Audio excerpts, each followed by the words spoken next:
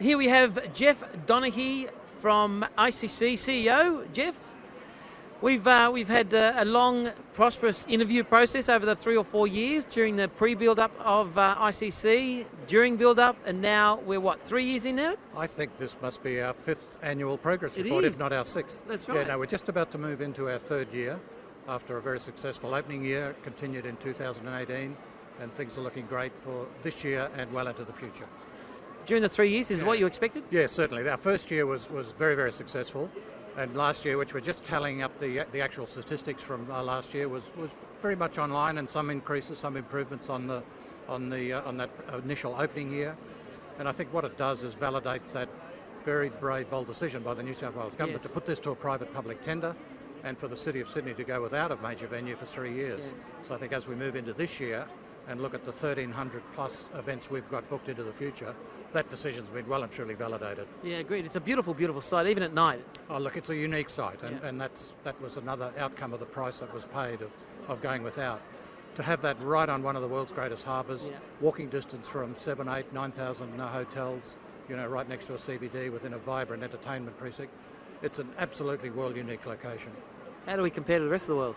I think there's not too much that compares that has all of those elements. I agree. Hotels, beauty, entertainment, but all wrapped up in a very, very modern convention centre, and one which is getting enormous plaudits from our clients and delegates from around the world. And what's next step? What do you got plans? Well, this year will be much more of the same, some more very big events. We will continue moving into Asia very, very strongly. In 2 weeks' time, we undertake our second CEO roadshow through Asia. Oh, wow. We'll be addressing Tokyo at that in that for the first time as well. We've taken a very strong stance here at AIM. It's great to see the new, refreshed, revitalised AIM. Yes. And even halfway through the first day, that's proving successful. We took on board the sponsorship and presentation of the Leaders Forum and another initiative that Matt and his team that went extremely well. We think the industry needed something like that, where the industry leaders could get together, look over the horizon at the issues and share the issues and challenges that we share as an industry, because I think we have to address those and solve them as an industry as well. There's no just one solution for one venue in those macro issues of technology and engagement with Asia.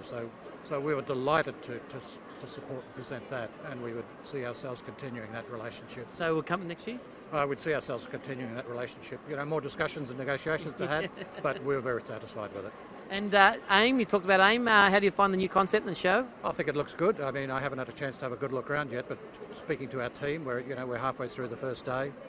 It's working, and the concentration on bringing buyers in, and making it a truly Asia-Pacific event, I think was what it was needed. Like any marketing tool and tactic in our armoury needs refreshing and revitalising, and I've been involved in AIM right from the very first one. I think I attended the very first AIM. Yeah. So when was that? Oh, gee, 80s, more years 90s? than I care to remember. Yeah. Well, we were in the mid-90s. Probably at least 20 something years ago, 20, 25 years ago. But it's gone through a number of iterations since then, and this latest one with a new owner and a new approach, and a new paradigm, I think is working well. Yeah, I think so as well. And going forward with ICC and all of Australia, how do you see business events in our country? Oh, look, Australia's very well served and right at the forefront, and that comes back in so many forums and feedback that the Australian industry shows leadership globally, and we believe Sydney as Australia's truly global city, and our role within that is very, very important to show that leadership, and we think that's an obligation and an opportunity for us to show that leadership in what we do, how we do it, and how we go about, first of all, attracting and then hosting and delivering highly successful business events. So we think there's a future for us in this business. Yeah, absolutely. Yeah, and there's a lot of chatter about AI. How have you embraced it, or are you embracing it? Yes, we certainly are. New technology in our presentations to clients and the process we have about it. We believe we're setting new standards in some of those areas as well, and you have to be ahead of the game there. Yes. I mean, technology is changing rapidly and exponentially, so it's incredibly important we stay ahead of that. But we don't get too far ahead of the market, and the best way to do that is to continue talking to clients, continue talking to organisers in the industry, and making sure we deliver just-in-time solutions for them. Exactly. And where do you see business events in the next 5 years? Continuing very, very strongly. I said technology will change the way that it happens. It won't change them happening. but certainly the engagement, the pre-engagement, the post-engagement, there'll be a much closer engagement with clients. It'll be you know, a 360-degree engagement is one of the things we heard yesterday.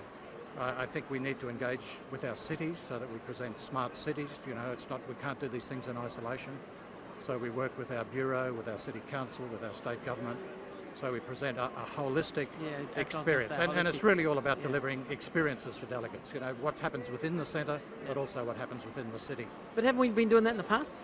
To some extent, but you know, we live in a time of constant change. So you just need to be constantly refining, constant small improvements, constantly listening to the market as new generations come through. You know, their use of technology is driving our understanding, you know, the previous generation. So it's important to have that diversity of ideas, diversity of thoughts, not just in our client base, but in our own team as well. And we certainly have that very much in evidence, that diversity in our team at ICC Sydney. That's fantastic. Geoff, always a pleasure. Thank you very much for your time. My pleasure, Anthony.